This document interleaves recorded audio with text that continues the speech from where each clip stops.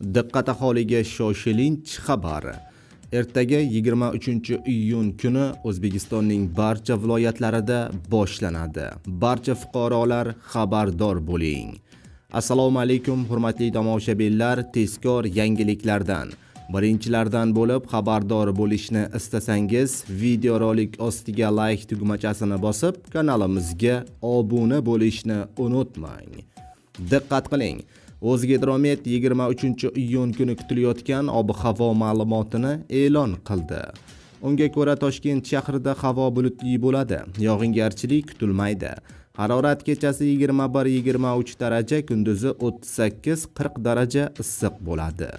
Qoraqalpog'iston Respublikasi va Xorazm viloyatida havo bulutli bo'ladi. Ba'zi joylarda o'zgarib turadi.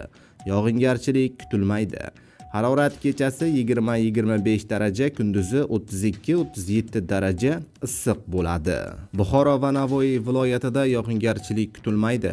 Harorat kechasi 23-28 daraja, kunduzi 37-42 daraja issiq bo'ladi. Toshkent, Sirdaryo, Jizzax va Samarqand viloyatida havo bulutli bo'ladi. Yog'ingarchilik kutilmaydi.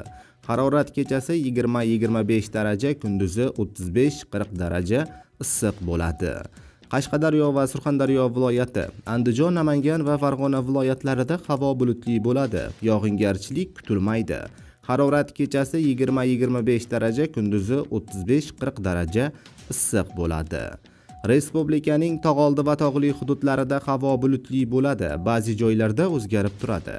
Yog'ingarchilik kutilmaydi. Harorat kunduzi 28-33 daraja issiq bo'ladi, deyiladi xabarda. Azizlar, videorolik keng tarqalib, barchaga e'tiborishligi uchun like bosishni unutmang.